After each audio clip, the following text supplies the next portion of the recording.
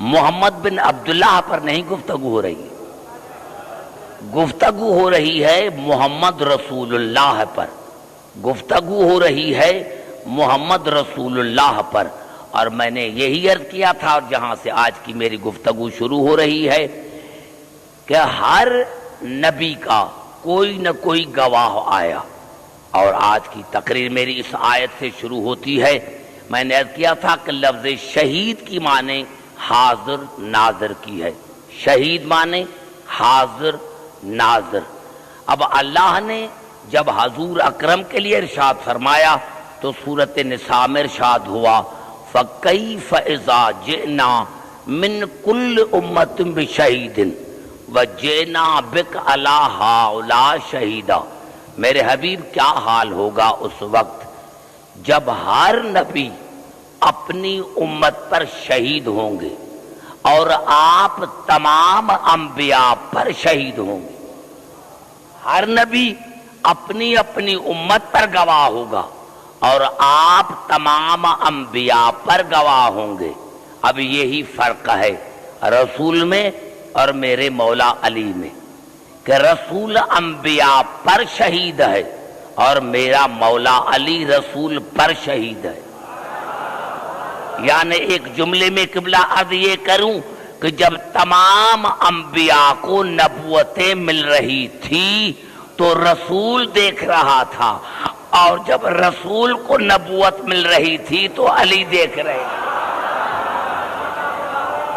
سمجھ میں آ گئی بات؟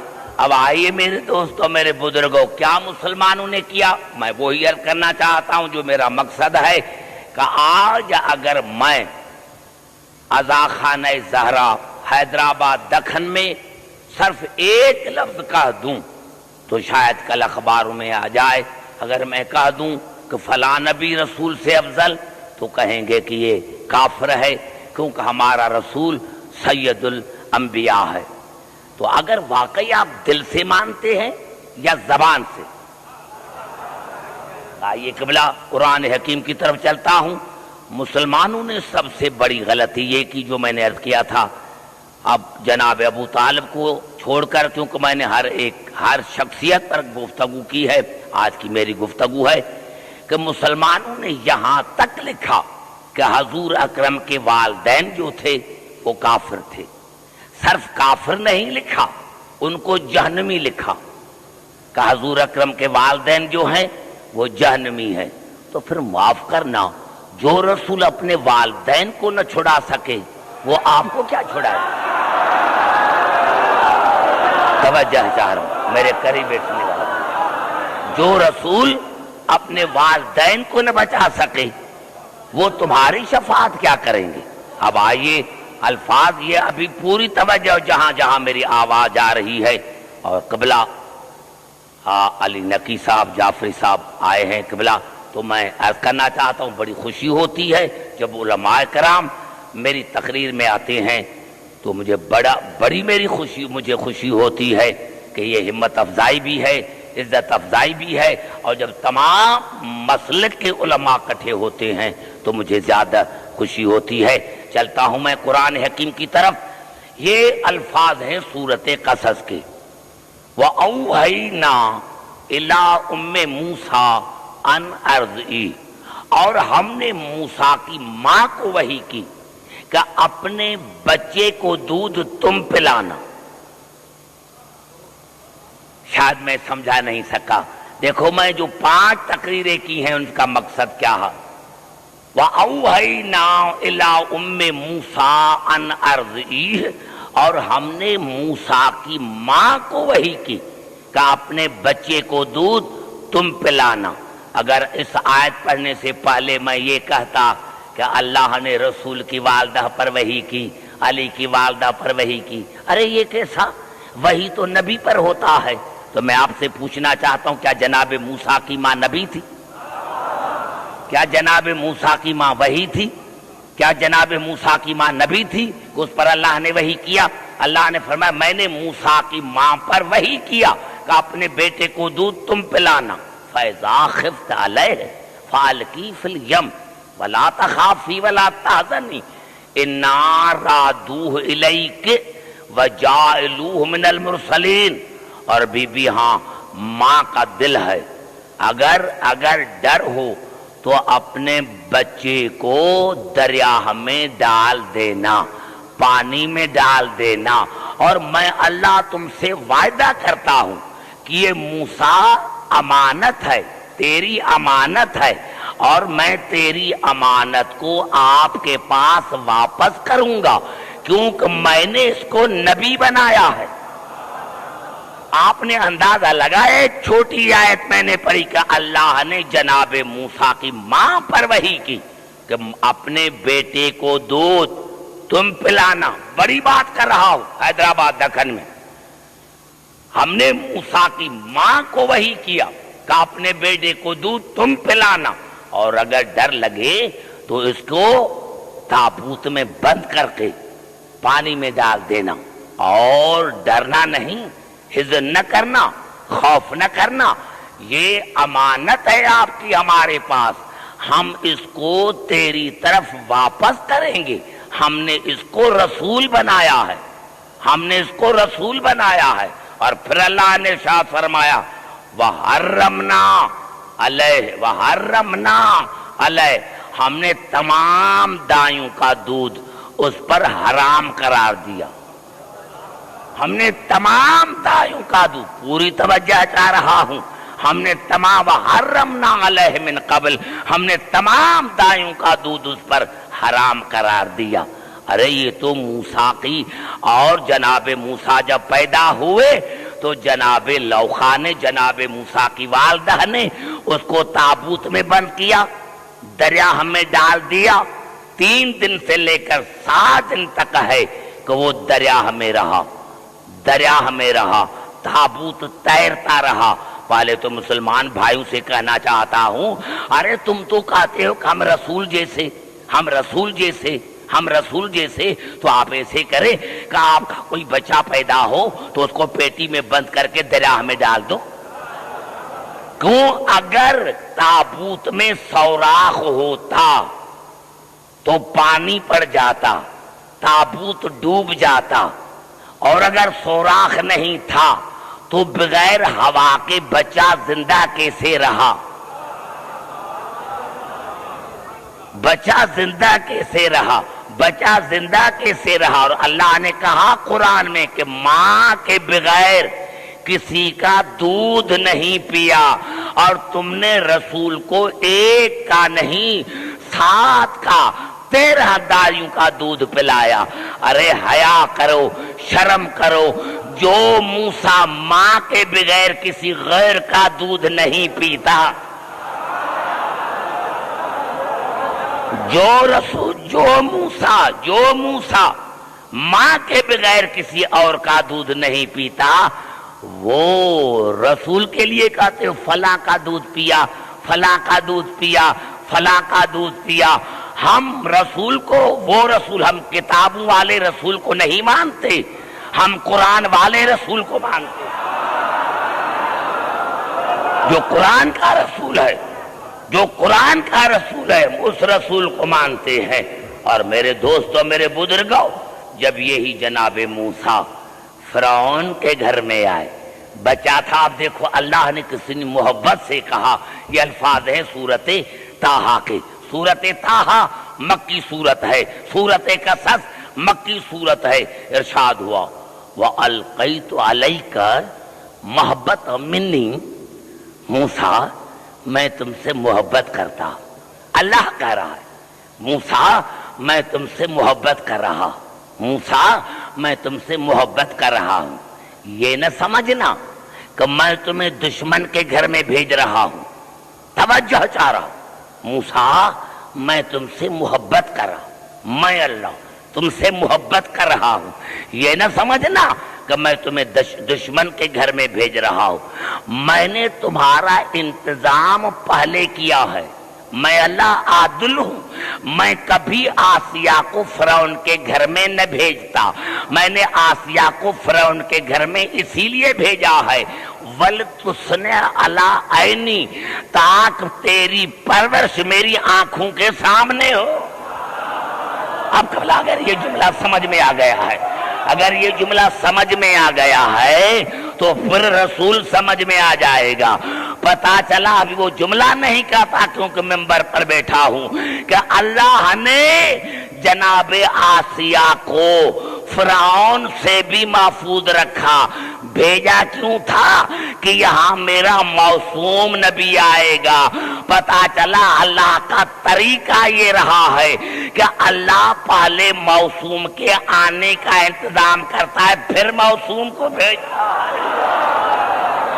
دیکھیں سمجھے میں نے کیا کہا ہے، سمجھنے کی کوشش کریں کہ میں نے کیا کہا ہے۔ ارے جو اللہ ابھی وہی جملات کر دوں، اگر کہہ دوں کہ جناب موسیٰ رسول سے افضل تو کل اخباروں میں آ جائے گا کہ عبدالحکیم سے بڑھ کر کوئی کافر نہیں۔ ارے تو پھر اگر واقعی رسول کو سید الانبیاء مانتے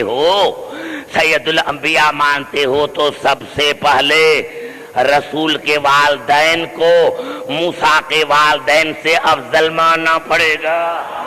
اور دوسری بات یہ ہے کہ اگر اللہ موسیٰ کے آنے سے پہلے اس کا انتظام کرتا ہے کہ آسیہ کو بھیجتا ہے تو جو آسیہ مومنہ ہے، کوئی مسلمان بتائے، آج تو کہتے ہیں بڑی بڑی باتیں، میں ان کو کہتا ہوں کیا کسی تاریخ میں بتاؤ، کسی تفسیر میں بتاؤ کہ جناب آسیہ جو رسول نے فرمایا کہ 4 عورتیں نساء العالمین ہیں، یہ تو فرعون کی بیوی تھی، کسی کتاب میں دکھاؤ، نماز پڑھی تھی، روزہ رکھا تھا، کام کیا کیا تھا؟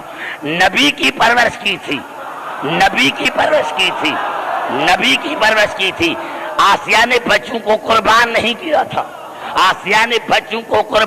کیا تھا۔ ارے جو آسیہ موسیٰ کی پرورش کرے وہ تو نساء العالمین ہے، تو جو ابو طالب پرورش کے ساتھ بچوں کو قربان کر دے، نعرہ حیدری۔ سمجھ میں آ گئی بات قبلہ؟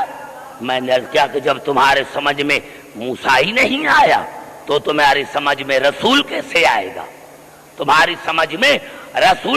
آئے گا؟ پہلے موسیٰ کو سمجھو، آدم کو سمجھو، ابراہیم کو سمجھو، نوح کو سمجھو۔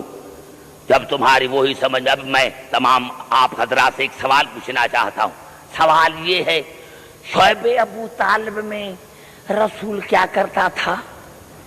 علی کو سلاتا تھا رسول کے بستر پر، اور رسول کو سلاتا تھا علی کے بستر پر۔ آپ مجھے کوئی سائنسدان سمجھائے، آپ حضرات مجھے سمجھائیں، شعیب ابو طالب میں رسول کی عمر کیا تھی؟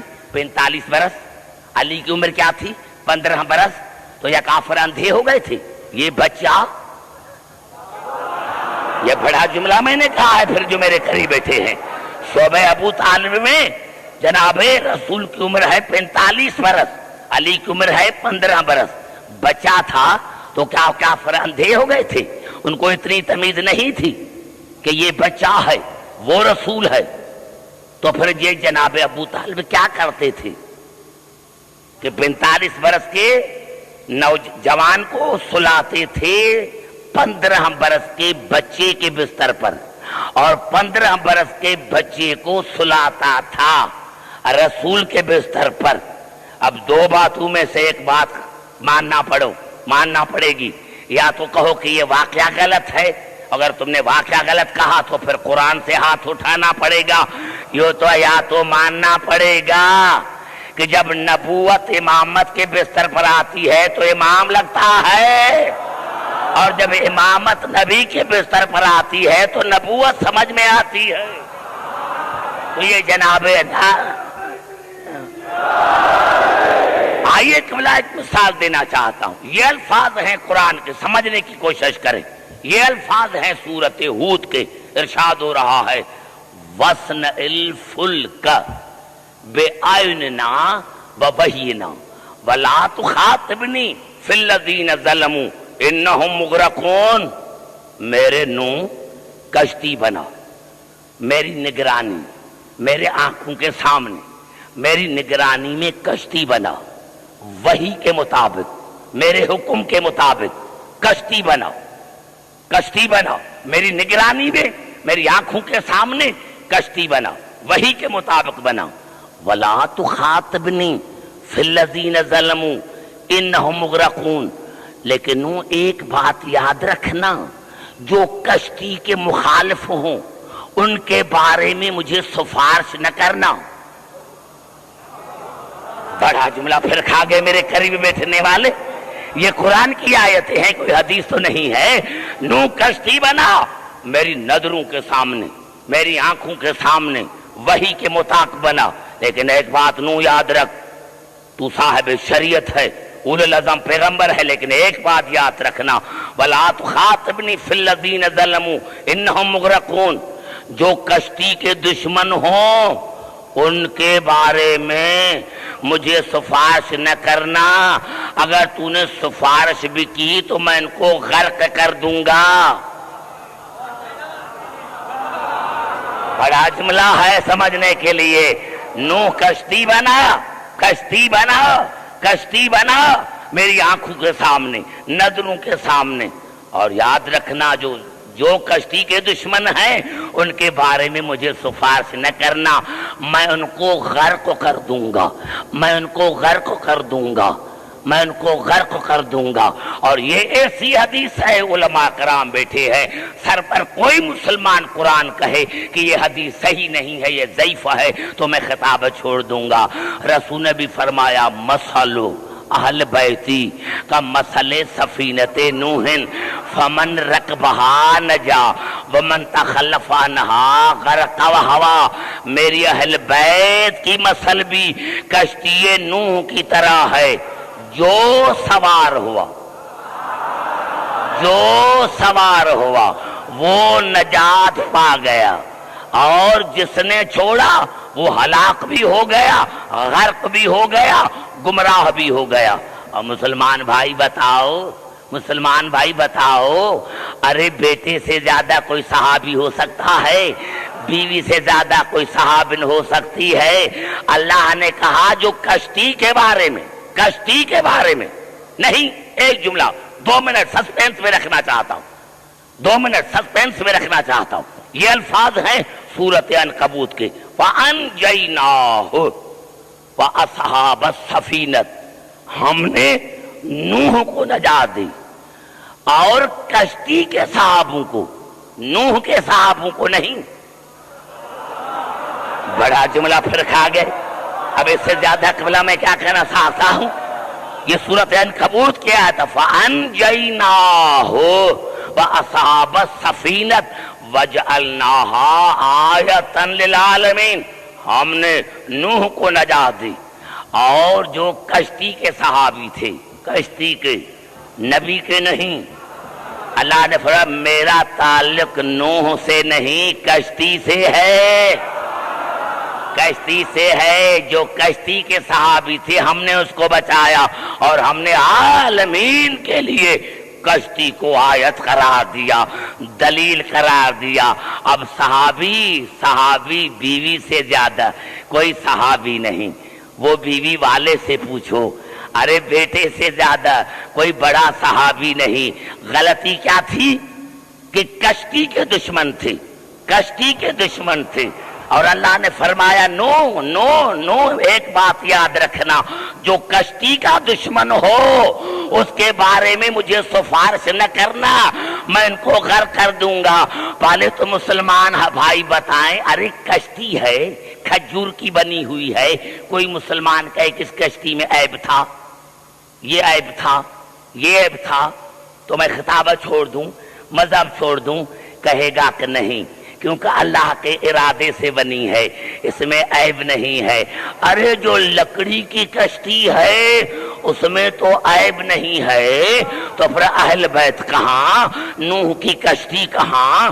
وہ کشتی کھجور کی بنی ہوئی، یہ کشتی نور کی بنی ہوئی۔ اس کشتی کا طوفان سے تعلق، اس کشتی کا قرآن سے تعلق، اس کشتی کا طوفان سے تعلق، اس کشتی کا قرآن سے تعلق۔ ارے اس کشتی کا ہر جنس سے الحاق تھا، اور یہ کشتی اہل بیت ہر رجس سے پاک۔ ہر جیسے پاک. ارے تم پر معاف کرنا جس نے نوح کی کشتی کو چھوڑا چاہے نبی کی بیوی کیوں نہ ہو وہ غرق ہو جاتی ہے, تو پھر جس نے بھی اہل بیت کو چھوڑا. نعرہ حیدری.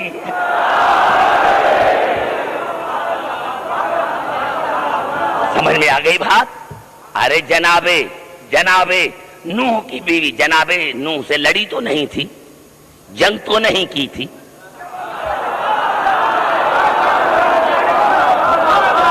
سمجھ میں آ رہی ہے بات میرے دوستو؟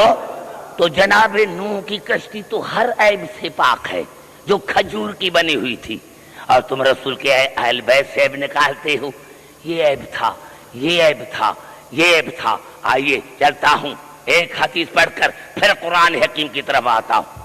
گھبرائے نہیں میرے بھائی, گھبرائے نہیں کہ بلا ایک حدیث ہے, یہ میں کبھی نہ پڑھتا ہوں, لیکن متعدد مقامات پر بخاری شریف میں آئی ہے. متعدد مقامات بخاری شریف میں آئی ہے. وہ حدیث ہے جب رسول نے خیبر میں پڑھی تھی. خیبر میں رسول نے پڑھی تھی.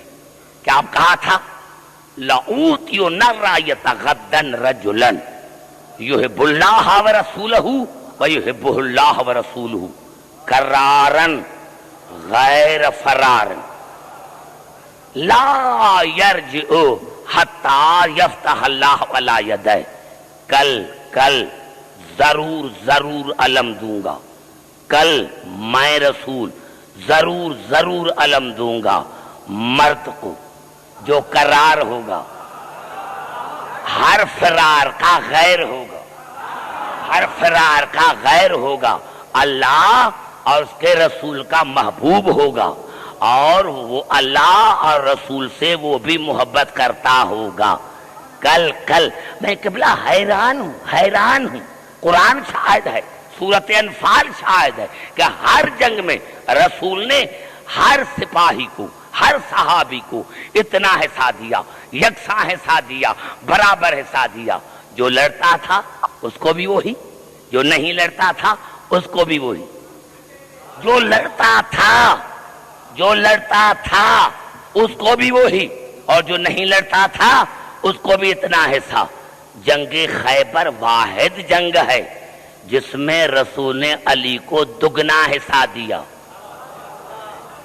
ابھی ایک بلا میرا بڑا جملہ آپ حیدرآباد دکن والے کھا گئے ہیں, مجھے ریپیٹیشن کی ضرورت نہ پڑتی لیکن پڑ گئی ہے تو میں کیا کروں.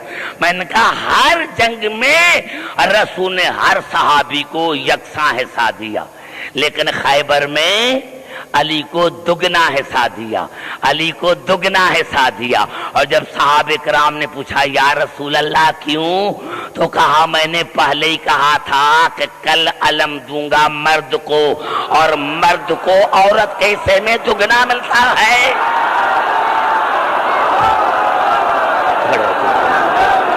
نعرہ حیدری.